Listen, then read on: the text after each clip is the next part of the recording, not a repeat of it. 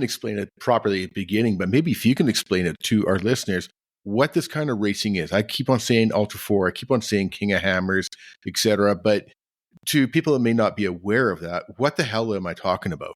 Yeah, so Ultra 4 is it's a combination of your rock crawling or your rock bouncing and go fast desert racing. Especially kind of King of the Hammers is our pinnacle race.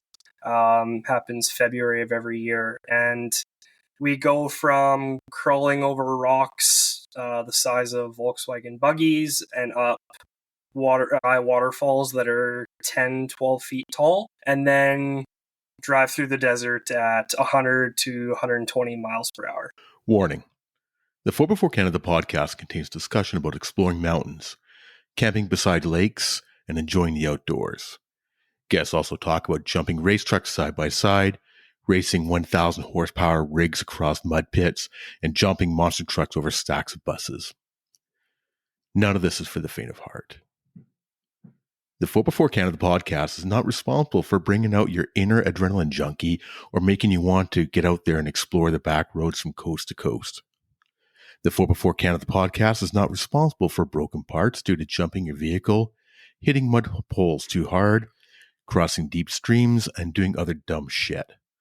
However, we will take credit for inspiring you to explore mountaintops, spend quality time outdoors with your friends, or meeting new like-minded people, and most importantly of all, following your dreams. Hello, everyone. Welcome to the 4x4 Canada podcast. I'm your host, Trisha. And I'm your other host, Wes. My name is Mitch Broken4 with Broken4 Racing. How you doing today, Mitch? I'm good. How are you? Excellent.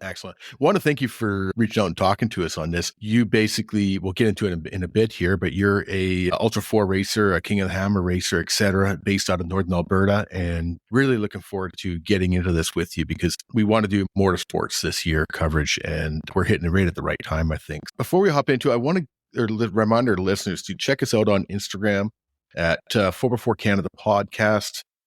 And right now, we are in the middle of having a good run of Canadian-based manufacturers. And we're highlighting all our Canadian-based manufacturers, whether it be guys at TMR Racing over in Ontario, right over to Green Lane Off-Road. They make skid plates and bumpers over in Victoria, right out to the East Coast to Adventure Trail Gear. So coast to coast, there's a number of awesome companies that manufacture their goods in Canada, and we definitely want to help out and support these guys. So check out our Instagram, throw us in a share, and just go along for the ride. Mitch, welcome to the 4x4 Canada podcast. As I mentioned, we are happy to have you here today. Yeah, thanks, guys. I'm excited to dig into it. So our listeners can catch you on Instagram at broken4_racing, and obviously that is a play in your last name, I assume, as well, too. Yeah. Last name Broken4, so yeah, I had to make something sound a little racing. Yeah, no, it works for sure. So as I mentioned, you race a Ultra 4 style rig in Alberta, Montana, and of course, King of the Hammers. And I want to get into that, and I also want to get into your new rig that you're working on. But let's roll back a bit. Are you a lifelong wheeler, or is this something that is a midlife crisis? It's not a midlife crisis. I didn't grow up necessarily wheeling, but I did like motocross, quadding. I grew up on an acreage with family around, so we did a lot of dirt biking with cousins and stuff. And then in high school, my girlfriend, then now wife, thought I'd be even more attractive with the Jeep. So what any young high school kid does when a girlfriend says that, you go and buy a Jeep.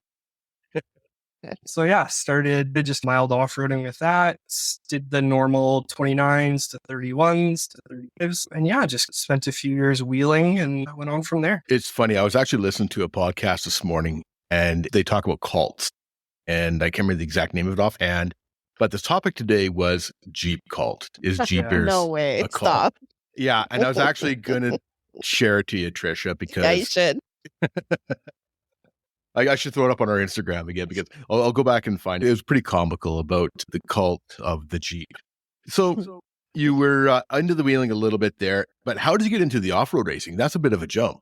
Yeah, so funny enough, I had made some friends with a 4Low forum in Alberta and BC. I think it's died now, but I made some friends there, and we went to Valemount, BC in the summer. And during one of the just wheeling trips there, we were at the top of the mountain, took pictures, stuff like that. And we said, let's see who first one back to camp. And it was a lot of fun.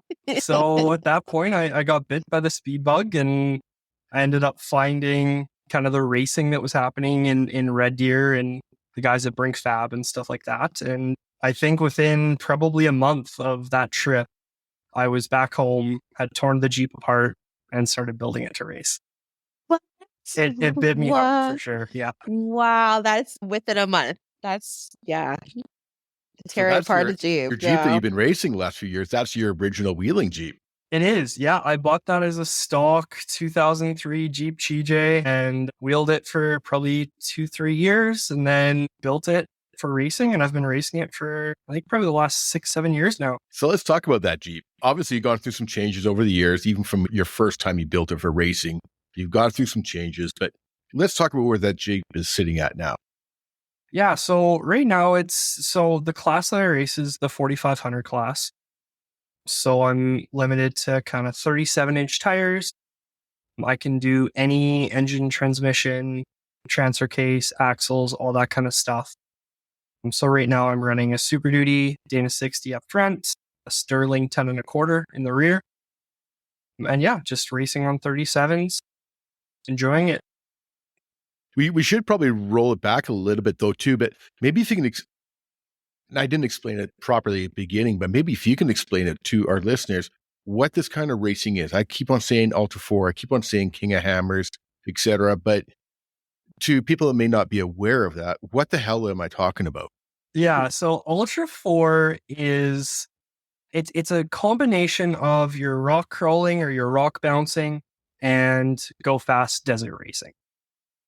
Especially King of the Hammers is our pinnacle race, happens February of every year, and we go from crawling over rocks the size of Volkswagen buggies and up high waterfalls that are 10, 12 feet tall, and then drive through the desert at 100 to 120 miles per hour. So you're not just taking a Jeep and throwing a set of 37s on it. No, there's a lot more to it than that for sure. So what are you running in your current Jeep for suspension? So suspension, I'm running, my class is allowed 2.5-inch coilovers and 2.5-inch bypass shocks on all four corners. So I'm running, Radflow has a new Evo series, their race shock that they had developed with Wayne at Alltech. He's one of the big shock tuners down in the States. And they built their Evo series. And so I'm running those all four corners. And it's a blast. It's so much fun to drive with the new shocks now. It's night and day. Yeah. Yeah. I've heard a bit about them and everybody's been raving about them. And everybody raves about him. I know that we recently had Jamie from Thor Motorsports over in Ontario. We recently had him on, and he was saying that when he was down there last year that they did a bit of tuning, and it was just a total night and day difference just in the tuning with the shocks, having somebody that knows what they're doing, right? It's incredible. It's really, even a stock Jeep or even a semi-built Jeep or any sort of off-road car, any sort of shock tuning, it makes a massive difference. Yeah. Massive difference. Yeah. So what are you running engine-wise in there? So I run a LS3, basically out of an 07 Escalade, and it's about 550 horsepower. It's a lot, but it's also, compared to a lot of competitors that are running 7, 8, 9,000 horsepower, it's not there. I kept it low for reliability. As much as it sounds like it's an all-out assault in our racing, a lot of it is also endurance. So you got to make parts live. That's the thing. You get more horsepower. You want to hit things faster. You want to hit them harder, as well as just the actual torque, right? You can snap a drive shaft or an axle shaft or whatever, right? Sometimes having a huge amount of power is not the ideal thing. Yeah, absolutely. Did you hear that, Trisha? Trisha loves horsepower and speed. How could you not? But also drive a slow-ass Jeep. Let's get both worlds. Sounds like you need an LS swap. She almost had to do one when she had to redo half of her motor this year. Yeah. No. Yeah. I know. But Yeah. That's enough bugging you about the Jeep for today. I'm sorry. So your current Jeep that you got, you're running 37s on it, you said? Yeah. What tires you running on there? So I'm running the Nexen MTX, and I'm in 37, 12 and a half. They've been really great for us. Raced King of the Hammers in 2024 last year and had no flats.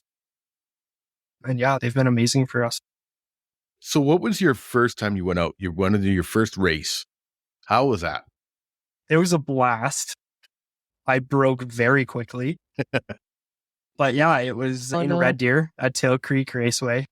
Yeah, I'm going to say it was probably 2018, 2017, something like that. And I think I'm trying to remember what happened. I know I blew 3 of my 4 axle shafts. So I was down to 1-wheel drive. And then, I can't remember what took me out, but I only did 7 or 8 laps of the 15.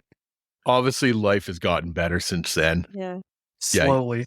For the first 2, 3, 4, 5 races, you're going to be working out those bugs, right? New build bugs. You're going to have some issues, right? So as well as learning how to drive, you went from a regular 4-wheeler to hopping in the driver's seat and going and racing. And there's a big learning curve in there. Absolutely. Yeah. No, it was a huge curve. I had never raced before. This was really my first build. So a lot of the parts that I had chosen at the time, mostly probably for budget, weren't correct.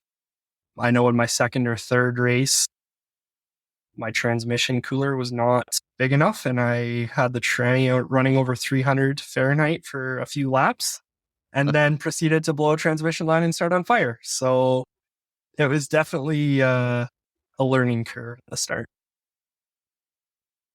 Fire's not a good thing. No, it wasn't. So first couple of years, you raced up in Alberta and such like that, but you've been down to the King of Hammers a few times, right? Yeah, so I was down at King of the Hammers in 2020, I believe, and I co-drove for a friend of mine at Heartless Performance. I co-drove for him, and we broke the front axle housing about 3/4 of the way through lap 1, which was disappointing. But then this last year in 24, I joined the Ultra 4 rookie program at King of the Hammers, since it was my first race as a driver. So that was my first trip down there with my car. Yeah, I've heard a few things. I think Jamie talked about that, and a few other guys have talked with me about that off air. But maybe you can give our listeners a bit of a rundown on what the rookie program is. Yeah, so the rookie program is something that Ultra 4 and Dave Cole started, I believe, 3 years ago. And it was really brought in to try and help the rookies. Ultra 4 racing in general is so incredibly hard for anyone, whether you're starting out or not. So it's even harder on people starting out. And then King of the Hammers itself is even worse. So what they did was, it's a whole program, and it ranges from online Google meetings where they were bringing in some of the top racers, like Bailey Cole, and giving advice. They would bring in some industry people to talk about sponsorships and things of that nature. And then in the year I did it, and I think this year as well, they even had 2 or 3 weekends, a couple months before Hammers, where if you showed up to the lake bed, they would have Can-Am UTVs there for you to drive. They would house you, feed you, and then they also had some really experienced racers there to take you through rock trails so you can learn how to rock crawl, learn how to drive through the desert. And it was just really brought on to try and teach the rookies as much as they can coming into King of the Hammer. That's a huge event. That'd be going like just walking into the Daytona 500 saying, I want to kind of race. And without some of that insight from your peers and your people with more experience. And I can imagine just going down there as a Canadian with just driving down to the desert, and you see this huge festival of off-road racing. And probably the first time you went down is almost overbearing or it's incredible. There is nothing like the feeling of cresting the hill on Boone Road and seeing the lake beds that all the people in the lake bed spread out. It's 80 to 100,000 people all there for the exact same reason. And it's the smell of race fuel is there for a long time. It was funny. I was actually last night, or no, the night before, I was watching a video from Toyota World Runners. And I don't know if you know them on YouTube or not, but they went down the Pan American Highway, but they also drove back down in one of the Toyota rigs down to the King of Hammers, and they're from Vancouver Island. But basically the whole video was them walking through all the pits, and the parking lot had some awesome vehicles. And I think Jamie said once, he was like, I'd rather go to King of the Hammers and check out all the vehicles there than SEMA show. Because it's incredible. It's incredible seeing the ingenuity and the crazy ideas that people come up with. It's pretty impressive. Yeah, so our listeners, check out Toyota World Runners. They've got another video coming up soon. But yeah, it was so cool. The whole video, like 30 minutes, was just all these little shots of all the awesome rigs, right from overlanding style rigs, but right up to full-blown race trucks to trophy trucks to a huge Jeeps. And yeah, it was absolutely awesome. For sure. Yeah. And I think kind of one of the coolest parts about King of the Hammers is all the racers are so friendly and so down to earth. Like, doesn't matter if it's the biggest racer there or the smallest. You can walk into their pits, shake their hand, and talk to them for the next half hour about off-roading, and they're pumped to talk about it with you. That's one of the things I love about the off-road family. We've talked about this before, Tricia, on other guests, is that the whole off-road or four-wheel drive community is such a wonderful community. You don't see that when you go to, let's say, the stock car races in Ontario, the dirt tracks. Everybody hates everybody else. And you go to an off-road event and everybody loves it. We all love talking about our rigs and we love helping each other out. And yeah, the whole off-road community overall, I think, is just awesome. Yeah, for sure. Yeah. So besides the King of the Hammers, you guys obviously did some more racing up in Alberta. And I know you've done some racing down in Montana and that. And those are the Ultra 4 style races, but what is the racing you guys are doing up in Canada? So I would call it a hybrid between short course and an endurance race. The main track that we race out of is Tail Creek, which is just east of Red Deer. And the laps are about, I think, 7.5, 8 kilometers. So it's not short, but it's also not super long. We usually do somewhere in the 15-ish laps. So it's about 2 hours of racing or so. So you got to keep your rig together. Yeah. And down in Montana, they got the Yellowstone Off-Road Racing Series, I believe they're called down there. They've got some interesting races down there. And you've been down to one or two of their races down there. Yeah, I really love the Your Series. The Big Sky 200, I think is like June 18, 19 this year, is in Big Sky, Montana. And it is an incredible track. It's so fast. It's so fun. It's so flowy. It's a really fun course. Yeah. And that's pretty much like desert style racing, right? There's no rock crawling in that one. It's pretty much all. Yeah, it's mostly desert, or I don't want to say desert. It's more like farmer field, but they have coulees and stuff like that. So it's really cool. They throw in a couple of rock, I'm going to call them obstacles, but they're really more nuisance rocks where you just get over them and get back to going fast.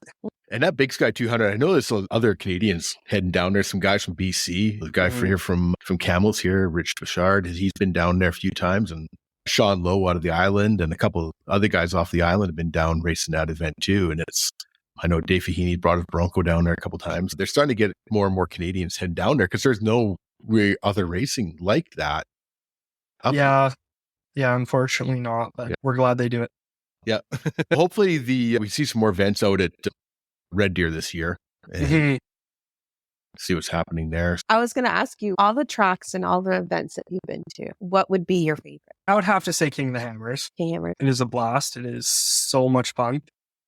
It's also very punishing, but I would say the Big Sky is probably my very close second.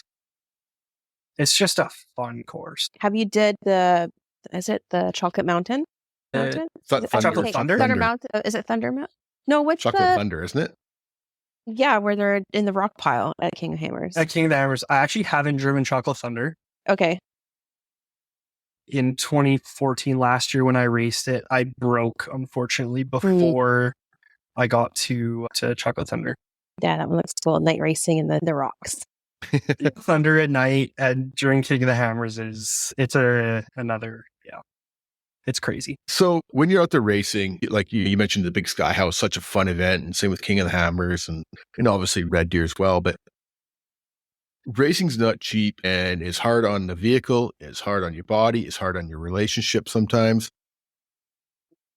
Yes. First of all, how's your wife? Is she out there racing with you and she love it just as much? And second of all, what is it about the racing that just keeps on pulling you back? For the first question there, my wife was actually my co-driver for the first probably 3-4 years. Awesome. As we started to get faster and faster, it started to hurt her back more and more. So she does not co-drive with me anymore. Yeah, no, she co-drove me and supported me in that way for a few years. And then the second part of the question is, what is it that keeps pulling you back out there? Your body's going through abuse, your vehicle's going through abuse. What keeps pulling you back there racing? I can't remember who said it, but there's a famous saying that life starts at 100 miles an hour or 60 miles an hour or something like that. And it's another feeling when you're racing by power poles and they start looking like fence posts. Yeah. Yeah, I hear you on that one for sure. It's definitely a thrill. Was that a big difference? Had you been to the Big Sky and that before you went down to the King of the Hammers? Whereas for King of the Hammers, your first event in running in the desert or the higher speed stuff? I think I did Big Sky before I co-drove for TJ at King of the Hammers. So yeah, I think Big Sky was my first really fast course. Yeah, because that's one other thing too, right? As Canadians, we don't always see the high speed stuff that they do down in the States. So you see the rocks and that, and you see some high speed stuff, up in Canada, but not to the level that they're doing down there. So for sure. Yeah, I think at Tail Creek, we usually max out at about 60, 65, maybe 70 mile an hour. So quite a bit slower than what we can get up to at Big Sky and King of the Hammers. Yeah, for sure. So let's roll into your new rig. We've been talking off air for a bit, and you've got a new rig that you're working on for this year. Yeah. Let's hear all about it. Yeah, so I'm really excited. It's been 7 years. I think I started planning this shortly after I started building the first one. It's so many lessons learned and different ideas that have been coming together for the last 7 years to finally build this. So I'm really excited. I'm still racing in the 4,500 class. So it's still going to be 37, still going to be the same shocks. A lot of the parts are going to come over from the old car. And it's really more or less a new chassis. So what kind of changes have you made going from that old chassis? I'm sure that your old rig's gone through a few changes already, but what kind of new thoughts or concepts are you putting into this new one? So there's a lot of little things, but I think the biggest and easiest way to explain it is when I first built my Jeep, and actually still currently, I can put stock doors and a stock soft top on my race car and hide everything inside. What I did building that is I was still planning on wheeling it a lot. So I did a lot of things to try and keep the stock body and the stock tub and as much of the frame as I could. So there's a lot of concessions that I made to keep it Jeep or stuff like that. So what I did was I made a Jeep into a race car. And so now what I'm doing is I'm taking a race car and turning it into a Jeep. Because of my stock class that I race, it has to resemble a manufactured vehicle. So that's where I need to make it look somewhat like a Jeep, but it's still a real race car at heart. So are you sticking with the same style body-wise? I know there's not much of a body left on it, but basically you're just going to throw a CJ grill on it and go from there? Yeah, not even that. Like it's going to be an aluminum cutout grill. The hood, I think I'm actually going to end up making my own fiberglass hood. I'm just make it narrow because I think I'm probably 6 inches narrower than a stock Jeep, just off the top of my head. And so it's quite a bit narrower. Yeah, it's pretty much just going to be a Jeep hood and a skin, I guess, round corners at the back. So it resembles the Jeep corners. But other than that, there's not much Jeep. So you mentioned off air that you're a engineer. Yeah. And so that you've done a lot of the design process on your CAD program as well, right? Yeah, so I fully designed the car using Fusion 360. So it's the entire roll cage was done in Bentech, and then I exported it to Fusion. So I have absolutely everything in there, from fuel cells, radiators, all of my suspension and shock components are in there. So I can actually flex out the suspension and make sure that everything clears and stuff like that. So it was fully designed there before I even cut my first tube. And then the real benefit from having it 3D designed was that I built a CNC plasma tube notcher. So what I was able to do is then export all that information from the model and CNC cut all my tubing for the car. So it's held extremely tight tolerances, and even just the speed. It's so much faster than trying to cut it by hand. Yeah. So cool. I mean, even to begin with, you can print off a pick list or a cut list, right? Yeah. Like just so simple things like that save a lot of time rather than trying to figure it out on your own. Yeah, absolutely.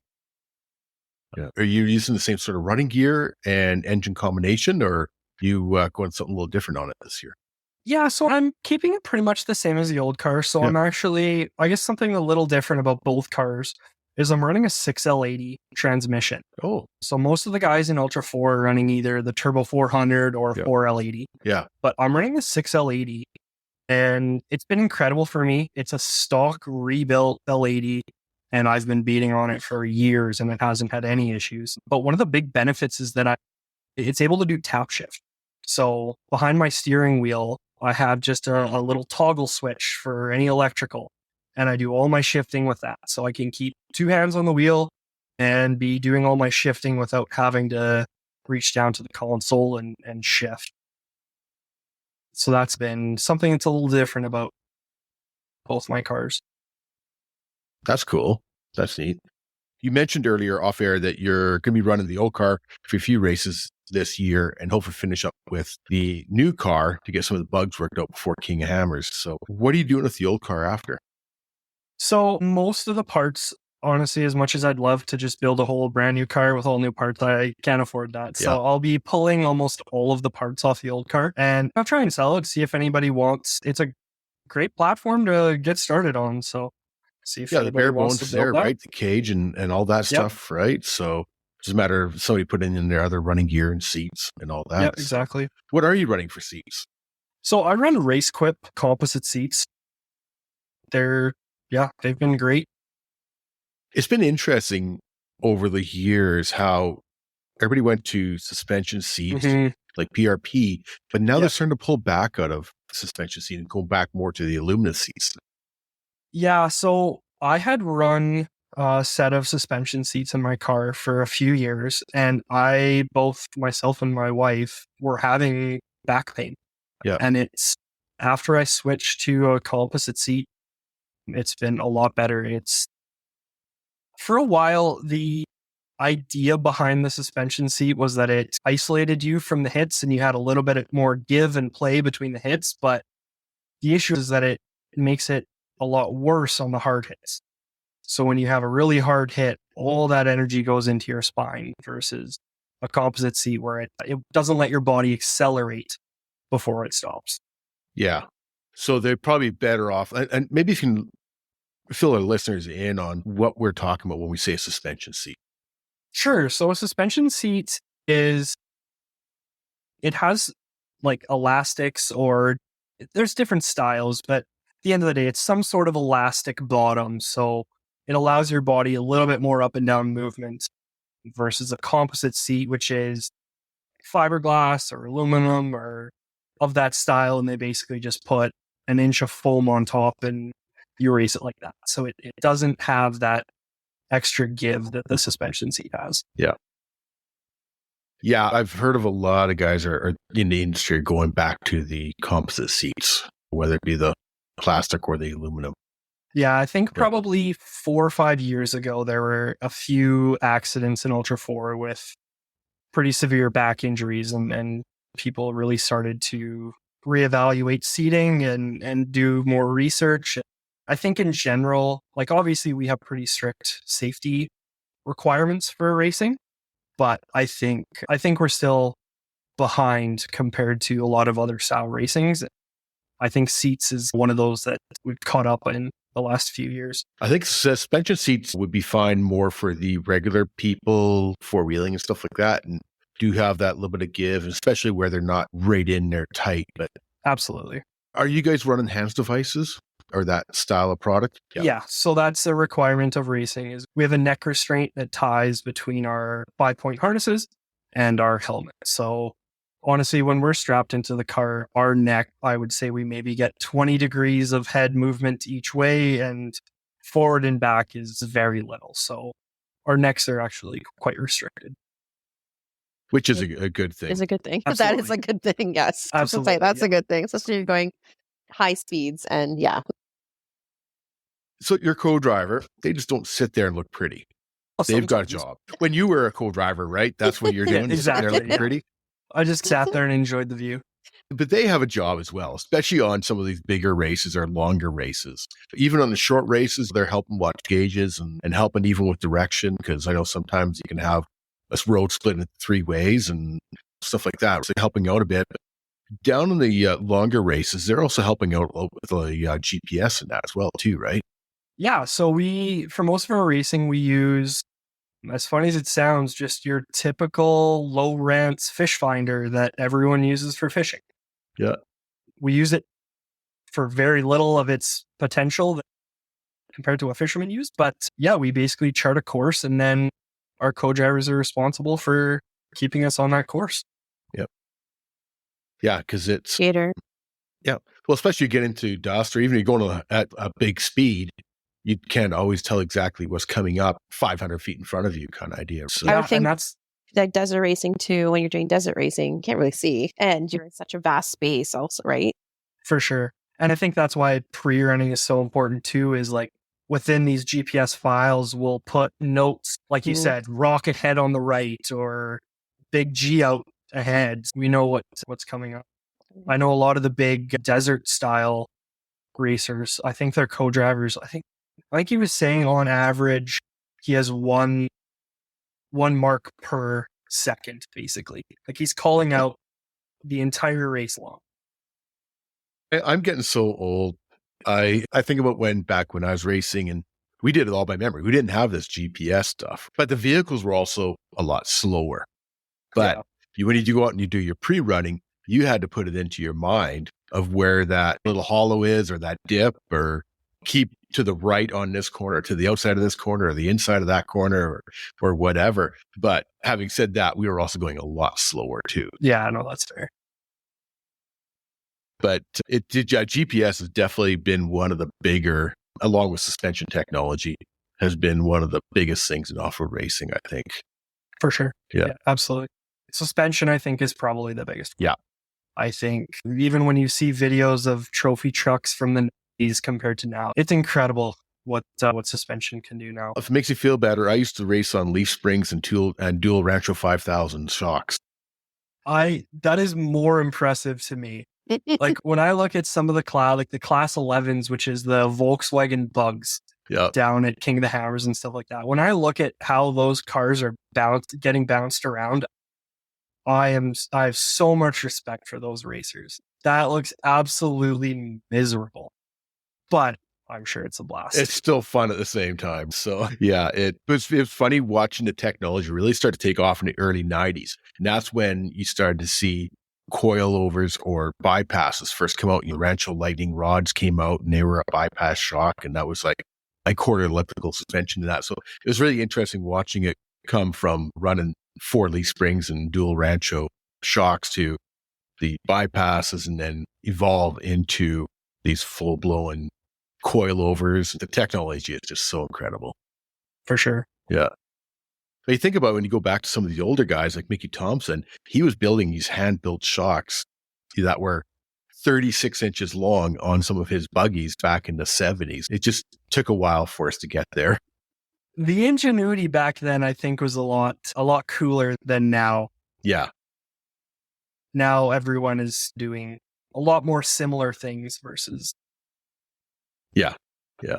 You get some of these people who are just totally thinking outside of the box, right? Mm-hmm. So say if somebody wanted to get involved in off-road racing, in Western Canada, what would you suggest for them to learn more about it as well as perhaps become involved in it?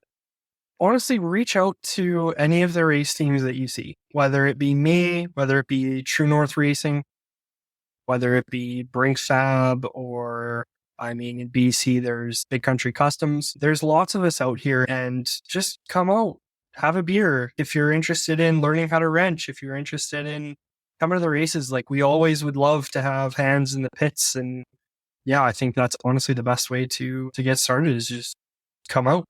Yep. Yeah, I agree 100%. And that's one thing I've always found is all the races are all usually pretty helpful and interested in talking about their rigs and stuff like that. So yeah, that's something that everybody seems to enjoy doing. So Yeah, absolutely. yeah.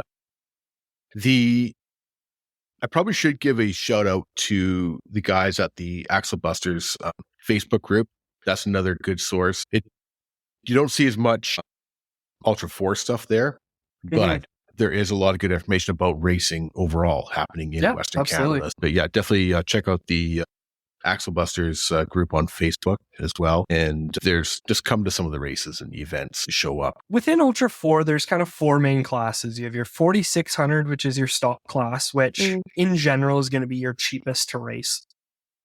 Then you get into your 45 and your 4800, which are very similar. 4800 was intended at the start to be for the retired 44, which is the unlimited class. So it's more for the cars that couldn't compete in 4400 but still wanted to race. So you can basically do anything in 4800, but you're limited to 1 shock per corner. And then 45 kind of fits somewhere in the middle, where it's meant to look like a stock manufactured vehicle, and then also have a lot of the same, like 37-inch tires and restrictions that 4800 has. So I think a lot of racers either go 4600, which is a stock class, or they'll jump up to 4800. Yeah. Which I think is disappointing, because I love 4500 class. Is there someone that you look up to, have like not a mentor, but someone you look up to you would love to race against? See, I think that's the great thing about Ultra 4, is that I do race against them. Like, just a couple, like Eric Brinker at Brink Fab, he really helped me throughout the entire start of my racing. I race against him at every race. John Matthews and Taryn, Big Country Customs, they're 2 4500 class cars that I've now raced against probably 4 or 5 times through the Yellowstone racing, through Ultra 4 North, King of the Hammers. It's really cool that you get to race against kind of everyone. It's not a cheap hobby, obviously. So I assume you've had some help along the way. Let's give a shout out to some of your sponsors. Yeah, for sure. So I guess the first would be Holly Performance. So I'm running their Terminator system. I'm running their 6L80 controller. And then on the new car, I'm actually going to be running their PDM system. Basically, you eliminate all your fuses, all your relays, and you put it in one box that you can then program, and it handles all of your power requirements. It's a power distribution module. So basically, it eliminates any kind of, I'm not going to say eliminates risk, but it definitely helps limit the failures of fuses and stuff like that. And then Radflow shocks, I already mentioned, their Evo Series shocks have been an absolute game changer on this car. It's so much fun to drive now. Having the confidence to go into and see a big bump coming ahead that in the past I would have had to stomp on the brakes and get worried about it, and know that I can now just floor it and lift the front of the car up and just float over it. It's another feeling, knowing you can floor it and it's going to be okay.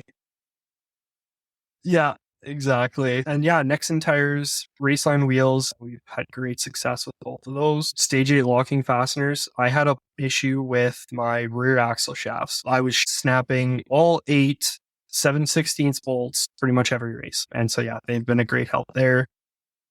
Vivid Lumen LED, they're a Canadian company out of BC there. They've been a sponsor for us for 3-4 years now. And great lights. Yeah, I think that's Nexon has only come up across in the last few years, and they seem to be on the rise. The next for sure. Yeah, no, they started into King of the Hammers, I'm going to probably say 5 years ago, 6 years ago, something like that. And yeah, there's more and more racers using them every year. They're really a great tire. It's interesting. I hadn't really heard much about them until the last couple of years, and now you're starting to see them in tire shops now. They're actually in the tire shop today, and there's some excellent tires on displays. Yeah, they're definitely growing. Yeah.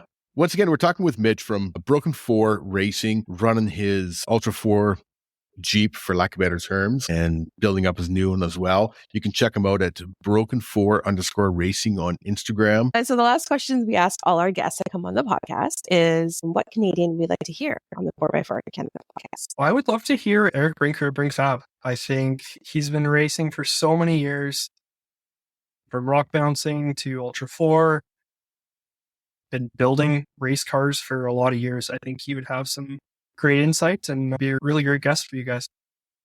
Yeah, I agree. I think he has been one of the leaders and the originals in the off-road racing world in Western Canada on the Ultra 4 stuff for years, right? So Absolutely. Yeah. Yeah.